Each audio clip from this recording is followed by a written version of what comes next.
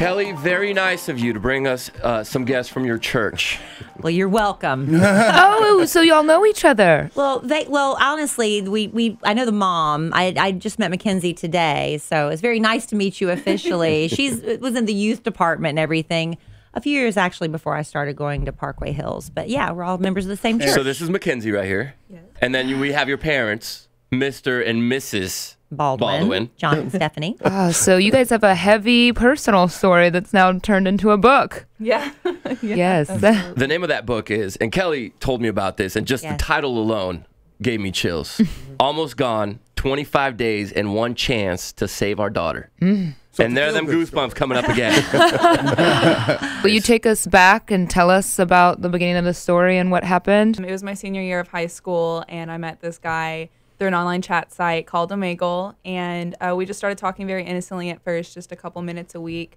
And we added each other on Facebook and just kind of checked up with each other. But it was over 14 months, and we talked a little bit more.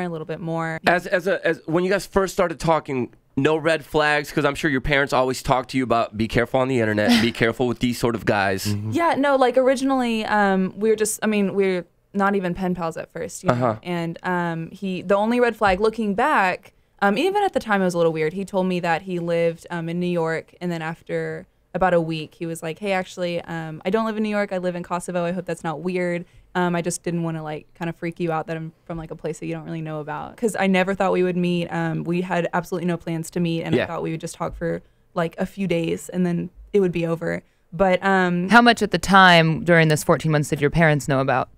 About at like the 13th month, he slowly pulled me away from my friends and my family and kind of isolated me. And after a while, I thought I loved him, and I had plans to go marry him. You know, that kind of escalated into, a big point of contention within the home. And finally, I just had to, there just came a point after a while that she was so far away from us, so far away from friends, so far away from her faith. I was so angry about it. And I didn't understand what was going on, and we could not see for the life of us understand what it was.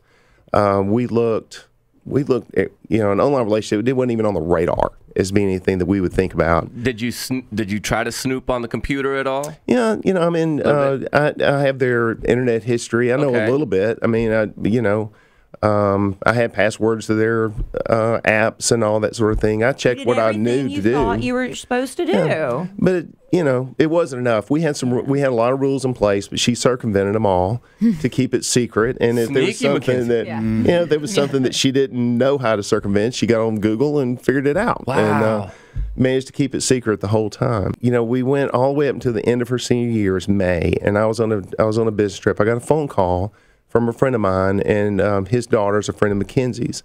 And he said, look, I don't know how much of this you know about, but you need to understand that she is in an online relationship. She's been in this relationship for over a year, and she's planning to leave the country and marry this guy. So we just Steph and I sought some advice. We went to a friend of ours who happened to be work at DFW Airport.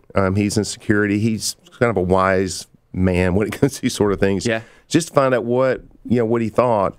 And one thing I didn't tell you is the friends told us that if we found out that we knew, she was going to leave the next day. So you couldn't say anything to her? So we couldn't say anything to her. So we just had to lock it down. That was just, we kept it a very, very strict secret with us because we took that very serious. We got told that 3 times. And I was 18, and I had my passport and stuff. Mackenzie, like that. You would have left, honestly. Yeah, I think so. I think at the time. Man. Yeah. So we had to keep it very, very, very secret. We went to this is the only person we confided in, was this one friend and his wife. He said, let me go out and talk to the chief of police at DFW Airport. He's a wonderful man. He didn't know him. He just said, I just know who he is. He gave him a 1-minute overview of, hey, here's the situation. What do you think? He said, that sounds pretty bad. Let me maybe put you in touch with the FBI. He linked us to Kevin Sheridan. He's a special agent at FBI at DFW Airport. He called us, said, hey, I heard something's going on. Can you guys come out here and do an interview with us?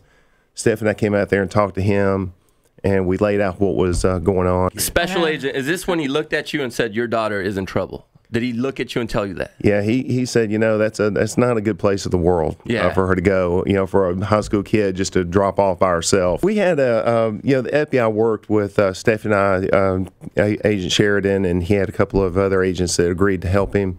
And we, without going into all the details, we basically had an intervention to surprise her and kind of scare her straight. Right. 3 days before us. 3 days, and we stopped her from going 3 days before she was to leave. Mackenzie, any advice if a girl is listening right now and they might be in your situation and I got a boyfriend in Europe, he's so nice. Yeah. Is there anything you would want to say to these girls? Right. And I always just tell people, don't be fooled into thinking that you know this person, because I like to say that they're the constant filter of any information that you get from somebody that you know online, whether that's a boyfriend or whoever. It's just important to know that anything you know about this person is what they've allowed you to know. It's not like knowing somebody in real life where, you kind of know the good and the bad. So just don't be fooled, and, don't be as naive as I was. And I said this last night, it's better to tell somebody if you think something's wrong and be wrong, that, it may be nothing really was wrong, than not say something. Well, glad it turned out the way it did. Amen, bro. If you want the details, definitely check out that book. Yes. Almost Gone, 25 Days and One Chance to Save Our Daughter. Thank you so much, you guys, for joining us. Thanks, guys. Thank you. Glad you're still with us here in the United States. Yes. I'm glad to. Yeah.